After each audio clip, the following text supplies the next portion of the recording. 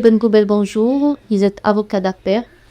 Et on vous remercie d'avoir accepté notre entretien. C'est moi qui vous remercie pour votre invitation. Hola, ici Meg. Donc, notre entretien va s'articuler sur les thématiques très importantes et d'actualité, à savoir l'intégration de l'économie informelle. Lors du Conseil des ministres tenu le 18 mai dernier, le président de la République a donné des instructions pour intégrer, pour la régularisation de la situation des jeunes qui activent dans la micro-importation individuelle connue sous le nom du commerce du cabas. Selon vous, quelle est la taille aujourd'hui de ce phénomène et comment, selon vous, va s'effectuer ce passage du commerce informel vers le circuit formel? Merci de votre invitation. Maintenant, pour répondre à votre question, la première des choses à savoir, c'est quoi? Là, nous avons une activité qui est là, qui est réelle. Pourquoi cette activité est réelle? Parce qu'il y a une demande. Les autorités publiques, notamment le pouvoir exécutif, ont pris en considération ce phénomène et ont amorcé ce qu'on appelle le changement de doctrine économique. Comment s'opère ce changement de doctrine économique? Cela vient suite à plusieurs interventions qui ont déjà eu lieu par le passé. Le problème, c'est que ces interventions-là, par l'adoption de plusieurs lois, n'ont pas été mises suffisamment à jour. On parle de l'autorisation du dinar numérique, on parle de l'autorisation des banques digitales, on parle du statut de l'auto-entrepreneur, on parle du fait d'aborder plusieurs activités économiques dans le circuit formel. Et là, intervient cette décision cette annonce. Pour l'instant, ce n'est pas une décision officielle. Cette annonce qui tend à réguler cette activité. Maintenant, pour la réguler, il y a des mécanismes déjà qui ont été mis en place et qui ont démontré leur efficacité et leur efficience sur le terrain. Et là, je pense notamment au dispositif de l'auto-entrepreneur. C'est un dispositif qui date de pas plus de 3 ans. Un dispositif très léger. Il ne comporte que 3 conditions. Être des nationalités algériennes, exercer une activité qui ne soit pas réglementée et avoir l'âge du travail. Donc, on parle d'un mécanisme qui permet à des personnes qui est hors du circuit officiel d'intégrer le circuit officiel pour bénéficier, pour d'abord avoir une existence sociale. Ils pourront ensuite avoir un compte bancaire, bénéficier d'une carte, bénéficier des assurances sociales et surtout, la chose la plus importante, c'est de payer leurs impôts.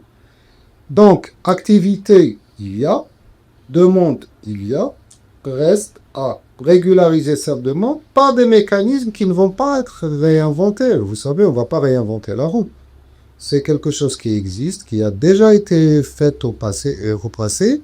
Je reviens à l'exemple du statut d'auto-entrepreneur. Vous pouvez avoir la carte en l'espace de 48 heures. Donc, les mécanismes peuvent être en place. Et surtout, à partir du moment où il y a une prise de conscience, il y a un changement de doctrine économique qui tend vers l'absorption, la régularisation, en même temps la répression des activités illicites, donc la chose peut se faire le plus normalement du monde. Justement, vous parlez de la répression, c'est-à-dire chaque fois les autorités publiques optent pour cette option. Mais là, est-ce qu'il s'agit d'un changement de paradigme, d'un changement de stratégie? Il s'agit d'un changement de logiciel, de raisonnement, qui intervient suite à un changement de doctrine économique. Vous parlez de la répression. La loi qui a été le plus médiatisée, c'est la loi portant répression de la spéculation illicite. Mais quand on lit le premier article de cette loi, l'État a déterminé la nouvelle doctrine économique de l'Algérie, à savoir régulation du marché, afin de préserver le pouvoir d'achat du citoyen. Donc, c'est un interventionnisme de l'État qui est assumé, qui est éclairé, qui est objectif et qui est surtout réaliste. Certes, à travers le monde, on ne peut pas accepter qu'il y ait de la spéculation informelle. Les premiers à avoir fait ça, c'était les Américains. De l'autre côté, on réprime ce qu'il y a à réprimer, mais on appuie, on soutient ce qu'il y a à soutenir. Maintenant, vous avez des personnes, des individus qui sont amenés de par une nécessité sociale, de par une demande qui existe, qui est là, qui est réelle, qu'on ne peut occulter, à exercer cette activité d'importation, entre guillemets, pour la revente en l'état. Ça se fait d'une manière, c'est toléré, mais à partir du moment où on prend conscience de l'outil et de l'existence de la chose, c'est un phénomène qui n'a pas vocation à être réprimé, qui a vocation à être encadré. D'où la différence, avec la spéculation. La spéculation, est un acte délictuel fait délibérément pour porter atteinte à l'économie nationale. Justement, dans ce sillage, le président a demandé la durée des instructions pour attribuer le statut d'agent économique à ces jeunes qui activent dans cette activité. Est-ce que cela va contribuer à faciliter l'intégration de ces personnes dans le statut formel? D'abord, ça ne va pas faciliter leur intégration, ça va les mettre dans les circuits formels. Quand vous accordez le titre d'agent économique à S'ils seront intéressés déjà à avoir ce statut, d'abord, il faut qu'ils prennent conscience que ce statut existe. C'est la même chose c'est le même exemple. Je peux vous parler à titre personnel de par mon expérience professionnelle, par rapport au statut d'auto-entrepreneur. Au début, personne n'y croyait. Les gens, c'est humain. Les gens n'aiment pas le changement. On commence par ne pas l'aimer, par ne pas y croire, et on finit par dire que c'était mon idée. Donc, vous prenez ces personnes, vous leur permettez d'avoir une existence sociale, de pouvoir facturer, d'avoir un compte bancaire en leur nom, de pouvoir cotiser, parce que c'est un facteur, c'est un élément qui est trop souvent occulté, c'est les cotisations sociales. Vous avez toute une frange et la population active qui n'est pas recensée, qui n'ouvre pas droit à ces prestations, et qui, par in fine, se retrouve dans une sorte, si vous voulez, d'assistanat. Parce qu'arrivé à un certain âge, vous n'ouvrez pas droit à la retraite, qu'est-ce que vous allez faire? Donc, ce n'est pas bon pour eux, ce n'est pas bon pour l'État, ce n'est pas bon pour l'économie, ce n'est bon pour personne. ou l'importance de la sensibilisation, la vulgarisation? Au-delà de l'importance, c'est systémique, c'est essentiel. Quand vous arrivez à faire comprendre aux gens que, la volonté y est, que 2, que les mécanismes sont là et que ces mécanismes ont déjà fait leurs preuves, que ces mécanismes-là, que cette politique-là va répondre à leurs besoins. Ils ne pourront qu'adhérer. Donc, tout est question de communication, tout est question de mise en valeur de cette politique, tout est question de, si vous voulez, juste de communication directe avec les gens. Il faut leur faire comprendre que la chose existe et qu'ils peuvent en bénéficier. Dans le même sillage, et au mois d'avril dernier, un arrêté interministériel publié au journal officiel a décidé de soumettre aux impôts et aux taxes les transactions à caractère habituel effectuées par les particuliers dans un but lucratif. Alors ici, peut-on parler d'une éventuelle stratégie à mettre en place par les pouvoirs publics pour intégrer justement cette économie formelle? En fait, ça remonte à 2000. Parce que là, c'était un arrêté ministériel fixant les modalités qui doivent être prises en considération par les autorités fiscales afin de pouvoir déterminer les activités faites par des individus qui font de l'importation récurrente. C'est ça, oui. Il y a eu 3 conditions. Alors, 1, bien sûr, vous devez faire d'une activité récurrente, une activité commerciale. Quand les autorités fiscales qui peuvent utiliser une large panoplie de moyens afin de déterminer cette activité et par là même de déterminer ce qu'on appelle l'assiette d'imposition, elles vont vous soumettre à l'impôt sur le revenu global, IRG, et l'IBS, l'impôt sur les bénéfices des sociétés.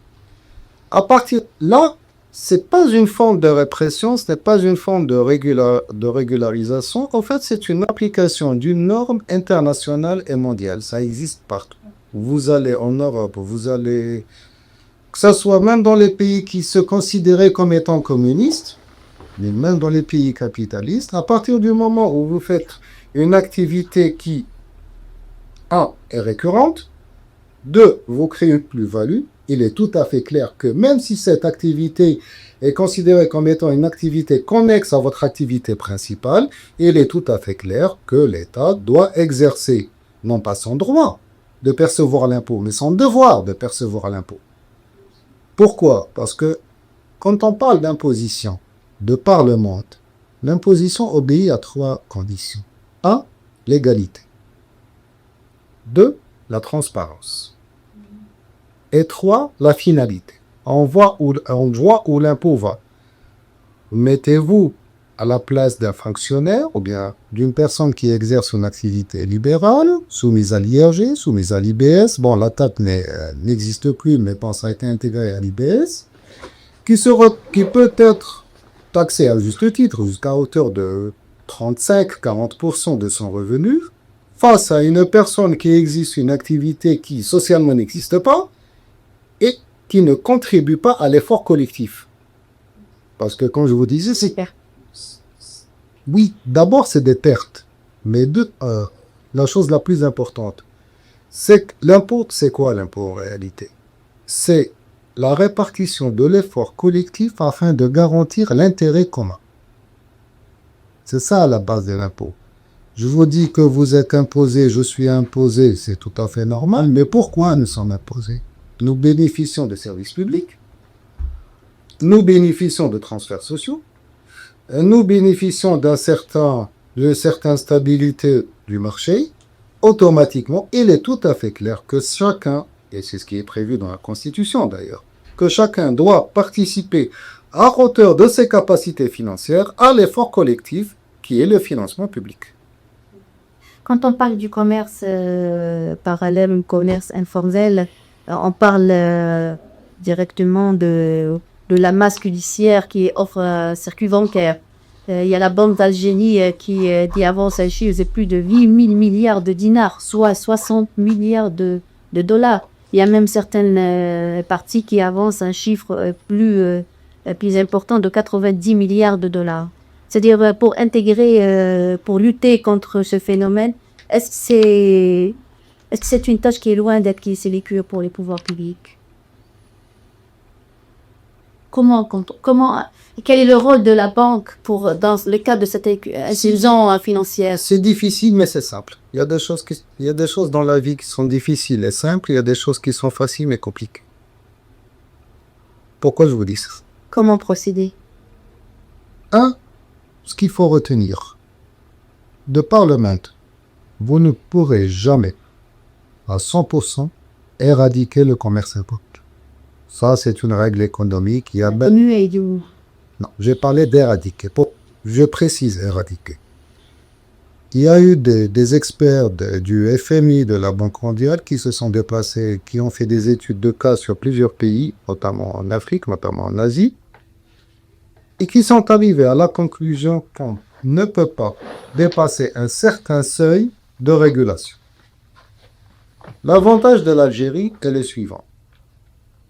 Une population qui n'est pas vraiment dense, n'a pas 50 millions, c'est gérable, on n'est pas à 200-300 millions.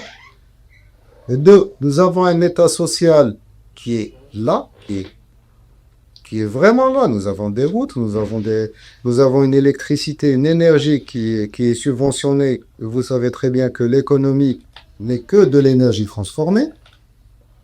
Vous avez l'école gratuite, les soins gratuits, vous avez des autoroutes.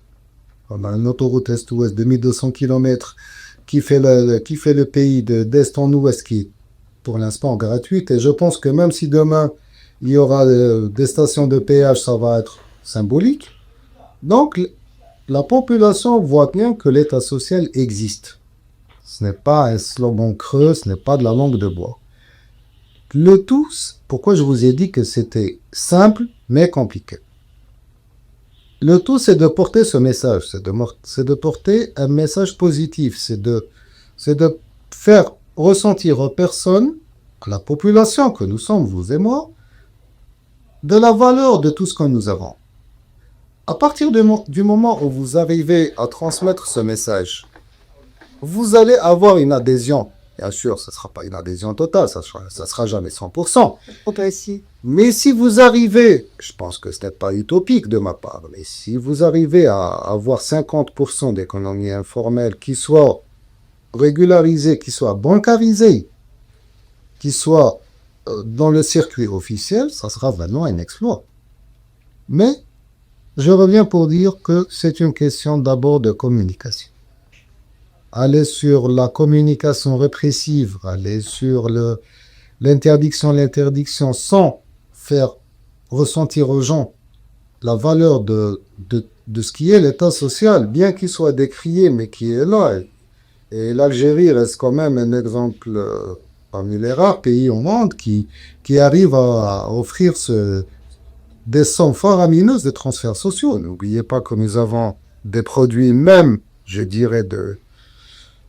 dirais pas que c'est des produits de première nécessité. Vous avez même le café qui est subventionné.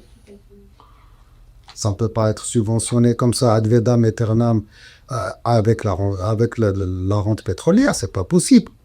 Mais si vous arrivez à communiquer de façon effective, de façon positive avec les personnes, vous aurez une adhésion. Donc, les banques, ils ont un rôle important dans cette inclusion financière. Vous avez les banques, vous avez les organismes sociaux, vous avez les différents ministères, vous avez les autorités locales, vous avez les sociétés, les compagnies d'assurance. Même l'école, les mosquées. C'est une question de vision. C'est une question de vision globale. Il faut que les gens, que les Algériens, ouais, à tout le monde, arrivons à comprendre que rien n'est gratuit dans cette vie. Ils développent une culture financière. Voilà. Et ça relève du patriotisme économique. Vous ne pouvez pas prétendre aimer votre pays alors qu'au même moment, vous faites de l'évasion fiscale. C'est pas possible.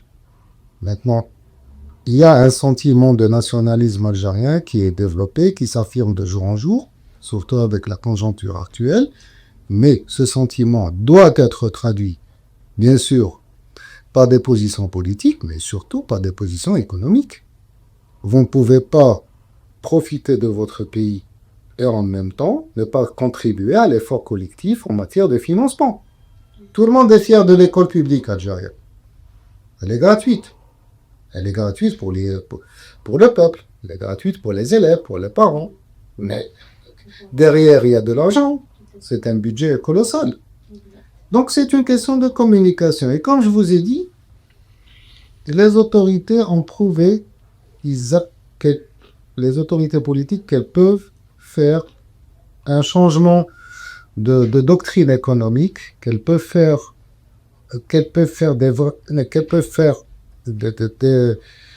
des changements structurels.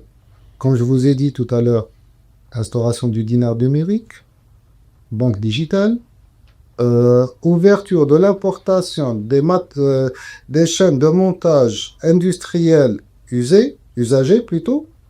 Donc, on voit que la volonté politique est là, que le changement est là, qu'il ne va pas être amorcé, on le vit. Le tout, c'est de continuer sur cette lancée et surtout, de faire adhérer la population, les agents économiques, toute la composante de la société algérienne à cet effort collectif. Inch'Allah. Monsieur Bontobel, on arrive à la fin de notre entretien. On vous remercie pour vos éclairages. C'est très gentil à vous. Merci.